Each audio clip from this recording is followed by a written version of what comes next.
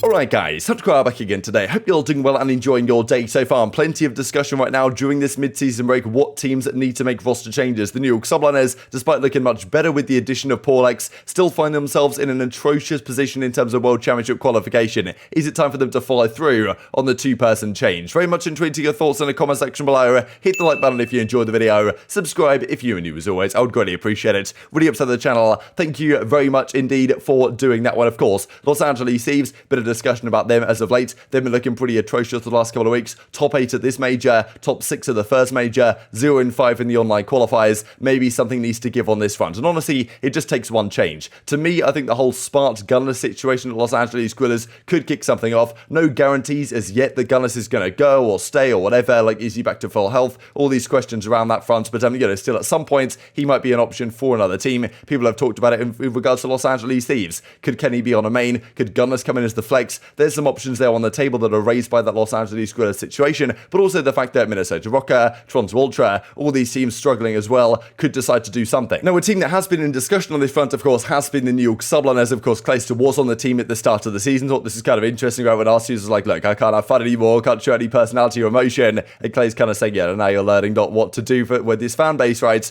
And, as Arcitys says, okay, you're all wild for this. I'm still just trying to entertain. We're all friends. I've just done interviews like this in the past. Like, I know I joke around about, I'm not cursed. We just sucked right in those grand finals. Arcitys was like, look, super confident if we play in the finals. We wanted to play Optic, but unfortunately they're out. And of course they lost anyway to LAG. And when that happens, you're going to get roasted. But I think it's good for the players to show their personalities and this type of stuff. And as Clay says, I think you just got to let them rock. I talk trash to the day I die, but according to everyone else, I'm soft and can dish it, but I can't take it. And he also goes on to say this, I thought was pretty interesting. Even stuff like this, man, when you lose the grand finals, 99% of the time, the other team doesn't come and say GG. So I think it was talk about the fact that, like, kind of the fist bumps after the game. Usually what happens when the grand finals is over, pretty much always is the case. The team doesn't go over and fist bump and shake hands immediately. They go up to the trophy and just raise the trophy, right? And maybe after the fact they'll do GGs and stuff like this. But usually the way it works is like you don't go over and fist bump and then get to the trophy. You just go straight to the trophy, if of course the trophy exists, which well, it did here at Major T, thankfully, but not previous to that in the CDL era. Fans assuming what the players are thinking is what causes all the BS, not the players themselves. So interesting stuff, no doubt about it. Of course, well, Crim's back in business. He is fat man. He's ready to go. I mean, look at this. He's got on the table. That's absolutely fantastic stuff from Crim. But of course, in the end, the New York Subliners decided to go the Crimsix direction as opposed to the Clayster direction. They're both kind of struggling for power internally. Crim got hold of the team. They looked significantly better when they brought Porlex in. Neptune, of course, was gone. He came back into the squad and looked great for a few of the online qualification games when they were 6-0 in hard points. They go to the major though, and the statistics of the team kind of revert back to what they were when Clayster was in the squad. Neptune with better stats, at least in terms of KD, but in terms of engagements and damage and impact, he seems to be way down the pecking order. And really, in theory, you look at Hydra, you look at a perfect SMG partner for Hydra, given Hydra is almost like a Scump-style slaying SMG, you probably need someone hyper-aggressive, and Neptune might not necessarily be that guy. Just wanted to mention this from Crimsix real quick, because he said a couple of days ago, I'm not going to try and pronounce this, but he's been diagnosed with, effectively it's the swellness of the upper lip that he has, and I think I imagine he's been Googling it,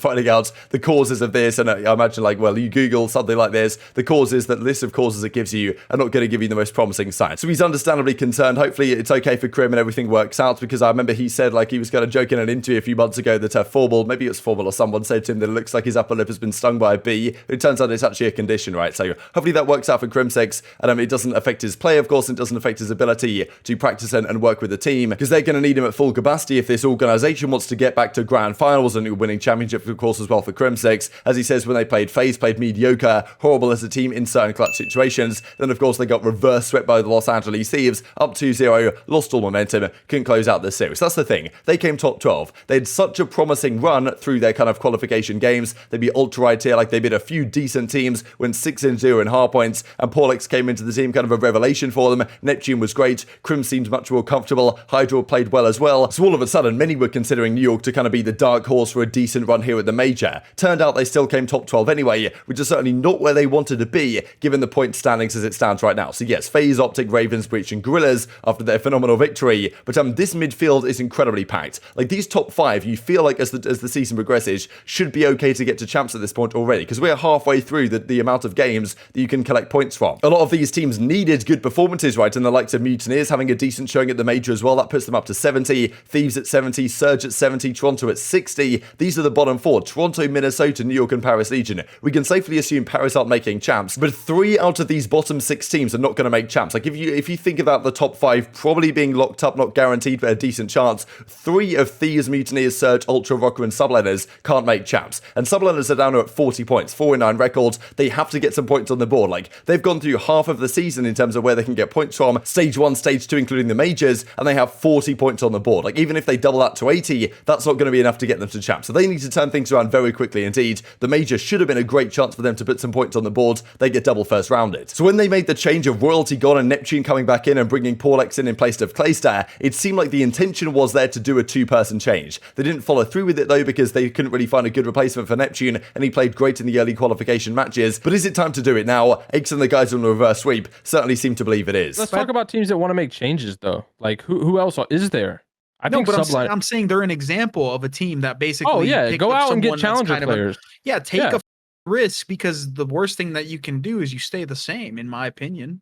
And aside from Paris, these teams aren't going to release the players, right? Like, let's say Priestahh gets dropped. Like, he's still going to be on the bench. Like, it's still worth trying it out. Like, they're not going to release Priestahh. But I think another example of this is the subliners. I personally think they intended to make a 2-person change. They need to see it through, right? Like, from an environment standpoint, they got better in the online qualifiers. They played better, but that's just with 1 person.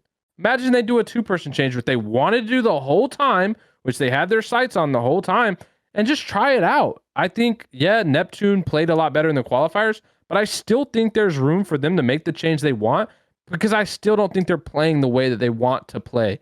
I think if you look at them statistically, Neptune still is not that very fast of a player. He's super talented. He can find success elsewhere. Hey, maybe that's somewhere that Minnesota's looking at, right? They're wanting a sub. Maybe Neptune fills in for them. But I think from New York, like, he's not necessarily the piece they need, and he doesn't really fit for them, in my personal opinion, because when you look at the stats, he's not playing at the pace that a lot of these other subs are playing at, and it might just be within this team, this New York team. Crim is, I think, slowed down a lot, but still having a lot more engagements than Neptune, which to me is a problem when looking at it on paper. But I think that's another piece that, hey, if New York go and pick up whoever, then, hey, Neptune's then available. If Minnesota wants to move Priestahh, Neptune might be a piece for them.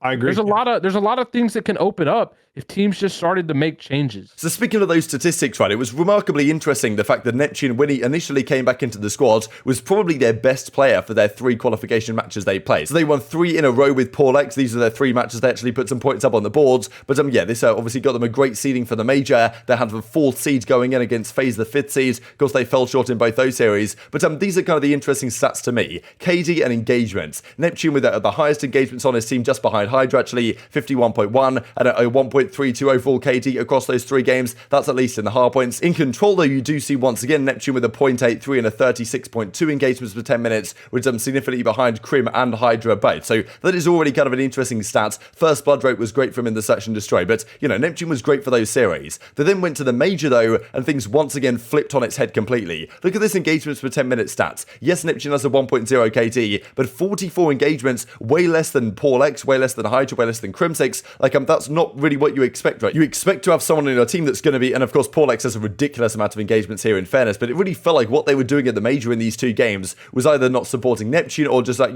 he wasn't playing quite as he was in the qualification games. Something was different, right? Because in terms of, engagement, first blood rates, and even in control rate, 36.8, the lowest again by quite a margin on the team, despite having the highest KD in control. So just feels like something's off there, statistically at the very least, with the way they're playing the game. And I've said it for quite some time that a guy like a CleanX or maybe even a Standy for Minnesota, because last year he had very similar stats to aBeZy actually, in terms of engagements and stuff like this, would be a great partnership to Hydra. Because right now, I feel like Crim and Paulx, they're kind of irreplaceable. You're not going to get rid of Crim. Paulx has come in and done great things. Hydra's not going anywhere. The only reasonable replacement here is Neptune. And right now, despite looking significantly better than he did with Clayster at the major, like the way they fell short, it was, not going to cut it at the end of the day. They need to improve drastically, because at the end of the day, Crim's got to be looking at this team and thinking, look, we want to win championships here. Like, I'm not here to, you know, get top 4, top 6 or whatever. And I certainly want to be going to the World Championship, which is certainly in question right now, right? New York might not go to champs as it is right now. Like, it's actually looking likely they won't be one of the teams. So they need to turn around quick, and they need to become a team that actually has potential to win championships. Like, I'm sure they saw what LAG did this weekend. Yes, they only made a one-person move, but they made that move right before the event, right? And maybe something else going to happen here. So, like, who knows what happens? Who knows what players there are even on the market, though? Because the problem is, if you need an SMG player, there's not many teams looking to get rid of an SMG player, which means you might have to look down to challenges. You, of course, can look at what Boston did, the likes of Capsule and Nero, players that really nobody wanted in the Pro League. They picked them up from challenges, and they're doing great things, coming top 6, top 3 the first couple of events. This also from Cammy, right? We looked at a couple of days ago.